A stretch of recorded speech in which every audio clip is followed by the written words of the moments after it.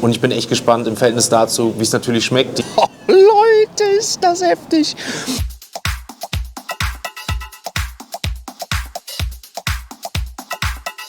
Damit herzlich willkommen zurück auf unserem Zweitkanal Big M TV und heute schauen wir uns möglicherweise eine neue Revolution im Food-Bereich an. Es geht nämlich um Ahmed Sharif, Sharo 45, auch bekannt für Beast Kitchen, und Sharo hat ein neuartiges Pastrami-Sandwich ins Leben gerufen, das von keinem geringeren Burgerladen als Take the Good Food, die auch für ihren sogenannten Drip Smashburger bekannt sind, den jeder Foodfluencer in Deutschland schon getestet hat und für mich persönlich weiterhin der einzigartigste und außergewöhnlichste Smashburger in ganz Deutschland bleibt. So Leute, ich muss euch einfach mal kurz ein Update geben. Schaut mal hier. Wir können einfach hier zusammen so einen riesen Knochen zusammen rausholen, der noch mit dabei ist. Also das ist wirklich einzigartig. Und deswegen bin ich gespannt, was Sharo, was Ahmed Sharif, was Beast Kitchen mit der Pastrami Neuheit zu bieten hat. Und später geht es sogar noch weiter und da zeige ich euch sogar noch was Neues im Sandwich-Sektor. Also viel Spaß mit dem heutigen Video, viel Spaß mit dem ersten Einblick von Sharos Pastrami. So Leute, damit ist soweit. Ihr seht, das neuartige Pastrami-Sandwich ist zu Tisch. Ich glaube, wir sind mit die Ersten, die das Ganze testen, weil es wie gesagt erst gestern vor ein paar Tagen, wenn das Video jetzt rausgekommen ist, halt rausgebracht wurde. Ich kann mir auch vorstellen, dass je nachdem, wer es halt zubereitet, dann vielleicht auch noch nicht 100% perfekt ist. Aber ich bin ja jetzt echt mal gespannt, wie es geschmacklich ist. Wir waren, für alle, die es ja nicht wissen, vor ein paar Wochen in New York bei Katz Delikatessen, dem weltberühmtesten, bekanntesten Sandwich auf der ganzen Welt. Das war für mich eine 10 von 10. Ich habe sowas Geiles selten gegessen. Leute, Halleluja, schaut euch das Ding mal an, wie fett das ist. Guckt mal hier, guckt euch das Ding mal an. Also wenn da nicht mal ordentlich was für die Fleischliebhaber dabei ist heute, ja, beste, sage ich mal, Sandwich, was ich je gegessen habe. Und ich bin echt gespannt im Verhältnis dazu, wie es natürlich schmeckt. Die, ich sag mal, Erinnerungen sind noch relativ frisch. Wir holen es mal aus. So sieht das Ganze aus. Ne? Wie gesagt, Pastrami habt ihr ja schon gesehen. Ne? Dazu kommen oben noch, ich sag mal, Nacho-Käse-Chips drüber und so eine Art, ich sag mal, geheime Senfsoße. Ne? Krautsalat nicht. Ne? Das gehört nicht dazu. Das war zum Beispiel bei Katz eine Alternative, aber auch da senftypisch. Und ich würde sagen, wir beißen mal zusammen rein.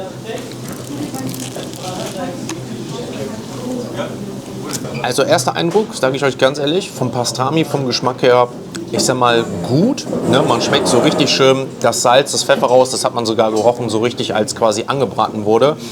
Vom Toast her nichts Besonderes. Das wird getoastet, ist ein bisschen kross, also soll es auch sein. Toast, da ist ja Geschmackssache. Mit den Nachos dazu, die sind auch was trocken. Haut mich jetzt beim ersten Bissen nicht weg. Beiß noch mal rein. Alle Leute, kein Bissen, auch beim zweiten Bissen. Ich bin ein riesen Take-Fan. Der Drip-Burger, die Smashburger auch, unabhängig vom Drip, sind für mich mit die besten in ganz Deutschland. Aber das Ding haut mich nicht weg. Ne? Ich probiere das Ganze jetzt mal, ich sag mal, in Kombination mit der sauren Gurke, die es dazu gibt. Auch da bleibe ich dabei. Das hat natürlich, ich sag mal, noch einen kleinen Geschmack mit dazu. Ne? Durch diese Säuerlichkeit von der Gurke finde ich sowieso ganz geil, wenn das dazu kommt. Aber hat mich auch nicht umgehauen. Dann haben wir hier, mir wurde es gesagt, ich sag mal, so eine Art, ja, grüne Tomatendressing. Ich konnte jetzt nicht genau sagen, was 100%ig ist, aber es riecht auch so leicht säuerlich. Ich würde sagen, wir dippen einmal rein, nehmen uns mal richtig schön was vom Dip dazu. Ne, schön, dass es auch so runterläuft. Beißen da nochmal zusammen rein. Geht so eine, ich sag mal, in so eine Richtung schärfere, ich will jetzt gar nicht sagen, Jalapeno können schon fast sein. Wird natürlich auch zu den Nachos dann passen. Ne? Das wird das Ganze plausibel machen. Aber ist schon ein bisschen spicy. Also, ich sag mal so, für der gar nicht scharf kann oder die, mir das gar nichts, weil es wirklich so eine Schärfe auf der Zunge mitgibt, hat mich aber geschmacklich auch nicht weg. Ne? Also, ich muss echt sagen, ich bin schon fast ein bisschen enttäuscht, weil ich das halt hier von Take halt so gut nur kenne. Wie gesagt, vielleicht sind das einfach die Anfänge, sage ich mal, weil es halt wirklich eine Neuheit ist und wirklich komplett neu rausgebracht ist. Vielleicht, keine Ahnung. Also mich haut es wirklich jetzt gerade geschmacklich nicht weg. Ihr könnt ja gerne mal in die Kommentare schreiben, ob ihr es schon mal probiert habt. Wie gesagt, das Pastrami vom Geschmack her, ne, auch wie es aussieht, schmeckt wirklich richtig, richtig gut mit dem Salz und Pfeffer. Also ich könnte es eigentlich so essen, aber ich sag euch ehrlich, so in Kombination mit dem Toast, mit den Nachos und dieses Senfdressing dazu, was auf jeden Fall Senf beinhaltet, muss ich sagen, haut mich geschmacklich nicht weg. Also Weltenunterschied von Katz Delikatessen, ne? Da brauchen wir nicht drüber reden. Das ist eine andere Liga. Ich verlinke euch das Video mal oder zeige euch da mal ein paar Ausschnitte. Das ist eine andere Welt. Also, ich würde sagen, esst das Ding noch auf und danach geht es auf jeden Fall noch um einen kleinen Abschlussfeedback und natürlich noch zur zweiten Sandwich-Neuheit weiter. So Leute, Station Nummer 2 und damit sind wir bei Panimano. We make more than just sandwiches. So lautet das Motto. Das heißt, hier treffen wir jetzt auf italienische Sandwiches. Auch hier habe ich bereits gerade gesehen, gibt es Pastrami. Wird natürlich spannend sein, so die Variante jetzt zum Beispiel zu Take gerade und natürlich jetzt so diese italienische Pastrami-Variante. Aber natürlich gibt es das auch in Mortadella und natürlich Burrata, was ich mittlerweile einfach liebe. Und ich würde sagen, bevor ich zu viel quatsche, schauen wir jetzt einfach nicht nur im Vergleich, sondern was Panimano vielleicht so einzigartig macht. Und deswegen würde ich sagen, viel Spaß mit den Eindrücken von Panimano. Sind wir also bei Panimano und dadurch, dass wir das Ganze noch gar nicht auf unseren Kanälen hatten, stellen wir das Ganze noch einmal vor. Ihr seht 4,9 Sterne bei 63 Rezessionen und das Ganze ist noch relativ neu. Erst vor ein paar Wochen, Monaten neu aufgemacht. Das Ganze befindet sich in Düsseldorf auf der Mühlenstraße und wie ihr es hier vielleicht schon sehen könnt, direkt am Burgplatz in Düsseldorf. Perfekte Station, um natürlich auch so ein geiles Sandwich im Sommer auf den Rheinterrassen genießen zu können. Auch hier verlinke ich euch den Panimano-Düsseldorf Instagram-Account mal und jetzt viel Spaß mit den letzten Eindrücken.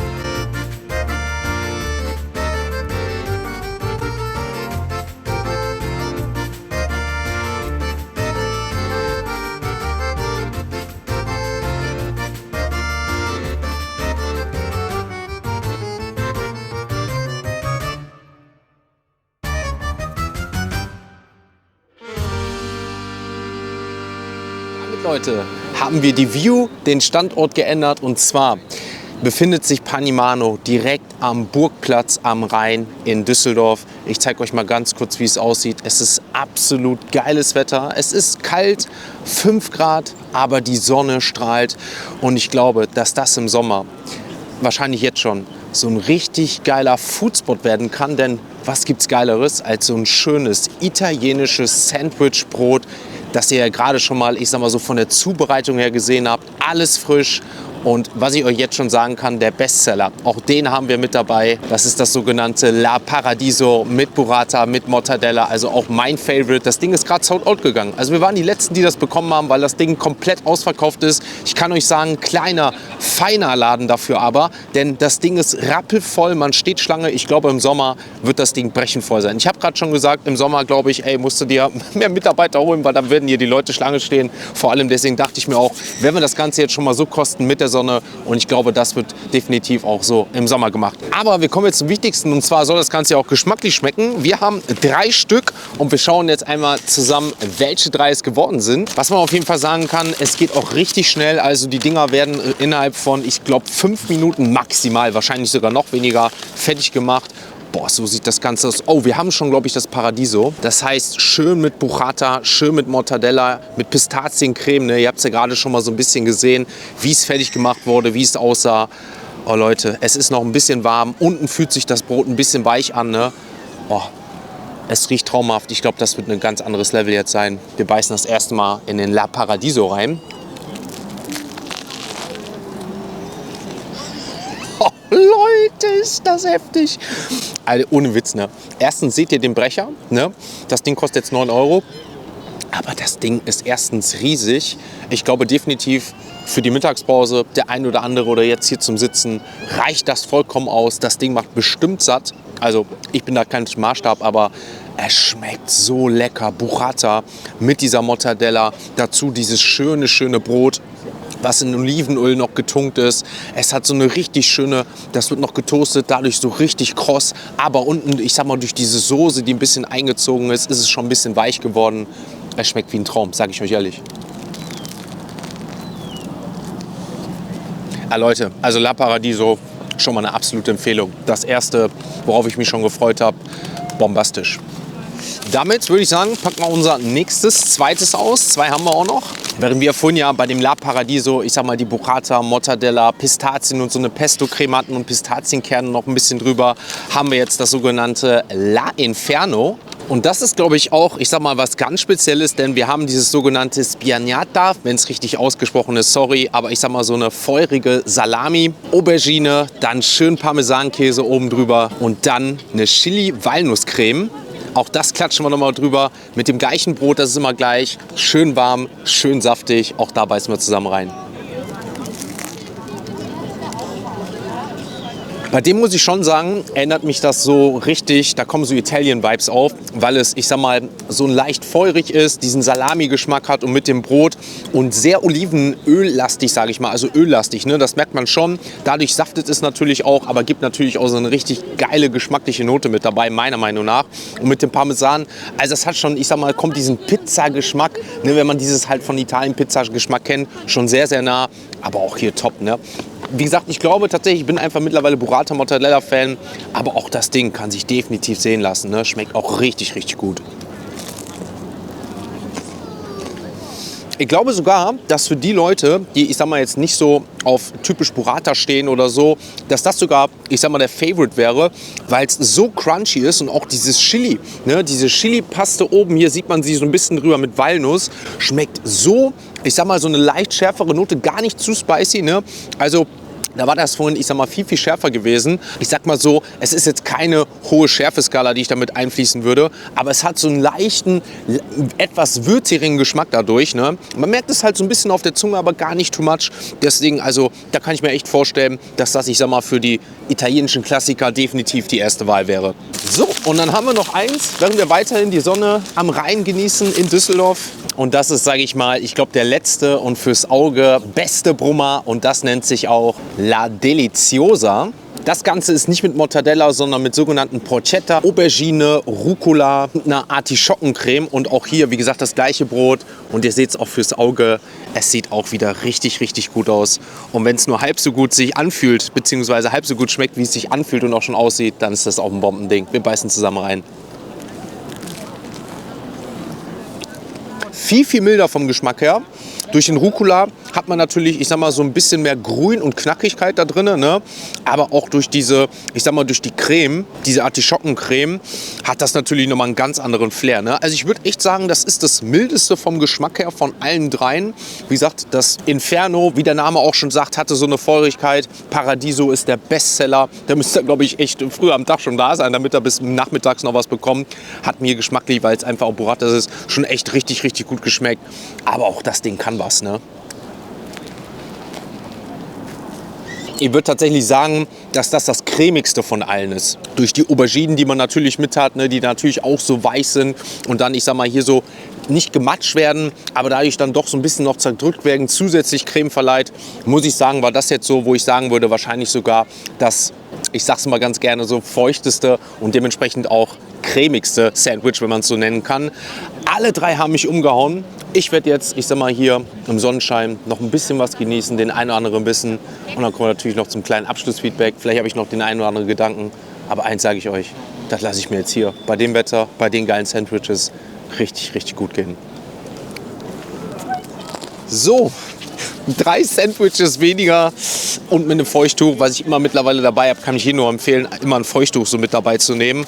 Bei so vielen Essensständen, die wir besuchen, kriege ich nämlich immer so 1, 2 Feuchttücher mit, weil man nie weiß, ich sag mal, wo man es brauchen kann. Und gerade hier habe ich es gebraucht, weil es, wie gesagt, richtig, richtig ölig ist, ne? Das macht natürlich so einen richtig coolen Geschmack mit dabei, ne? Also, ich sag mal, das Fett verleiht natürlich durch das Öl so einen richtig schönen Geschmack dadurch, ne? Aber man saut sich dann doch ganz gut ein. Und wenn man dann so schön wie jetzt hier am Düsseldorfer Rhein, am Burgplatz sitzt, da kann so ein Feuchttuch echt, ich sag mal, wahre Wunder bewirken. Kommen wir back zum Geschmack. Take the good food, sage ich euch ganz ehrlich. Für mich mit diesem Drip, mit diesem, ich sag mal, was ich euch ja nebenbei nochmal gezeigt habe, wo wir schon mal früher waren, haben für mich mit, wenn nicht den einzigartigsten Burger in ganz, ganz Deutschland, was vor allem jetzt auch Smashburger angeht. Aber das Pastrami-Sandwich, muss ich ehrlicherweise sagen, von jetzt Charhaus Pastrami, was neu ins Leben gerufen wurde, muss ich ehrlicherweise sagen, ist komplett durchgefallen. Also das war für mich, also eine 4 von 10 und das echt mit Augen zu so ungefähr, weil der Pastrami-Geschmack definitiv gut war, ne, da gibt's nichts, aber an sich an das Sandwich, das war nicht gut und das waren jetzt, ich sag mal, auch wenn man es vielleicht nicht direkt vergleichen kann, aber Weltenunterschied zu diesem schönen italienischen Sandwich, was wir jetzt hier hatten. Also wie gesagt, take the good food, vielleicht auch, weil es in dem Fall jetzt was Neues ist, vielleicht muss man sich da auch noch so ein bisschen eingrooven, vielleicht vom Geschmack her nochmal das Optimum rausfinden, aber aktuell für mich nicht zu empfehlen. Ihr wisst, ich bin da immer sehr ehrlich und authentisch, aber was ich definitiv weiterempfehlen kann, ist Panimano für mich ein absolutes Brett. Ich glaube tatsächlich, und das habe ich jetzt schon gesehen bei dem Wetter, Schlange stehen, ein bisschen Zeit bringen, auch wenn es relativ schnell geht, was das, ich sag mal, die Zubereitung und wenn ihr es einfach mitbekommt to go, wie gesagt, Ghost Kitchen, man kann da nicht Platz nehmen oder so, aber wie jetzt hier, bei geilem Wetter, Sonnenschein und wenn dann im richtig Sommer die Temperaturen noch ein bisschen hochgehen, also was gibt's Besseres als ein richtig tolles italienisches Brot zum Mitnehmen, zum Genießen und einfach sich gut gehen lassen. Und ich glaube, das haben wir auch heute getan. Mich würde es persönlich freuen, wenn euch das Ganze gefallen hat oder ihr das Ganze auch unterstützt mit einem Like, mit einem Abo. Checkt gerne trotzdem Take the Good Food ab. Wie gesagt, der Drip und die Smashburger, absolute Empfehlung von mir. Auch hier könnt ihr das Ganze finden, wie jetzt auch hier Panimano. Und natürlich checkt gerne unseren Hauptkanal noch ab, wo wir natürlich weitere Food Challenges machen, neben den ganzen Vorstellungen und Tastings hier auf dem Zweitkanal. Ich danke fürs Zuschauen und wir sehen uns beim nächsten Mal wieder. Egal wo, auf welchem Kanal, sei es bei Big M oder Big M TV. Macht's gut, bis dann. Ciao, ciao.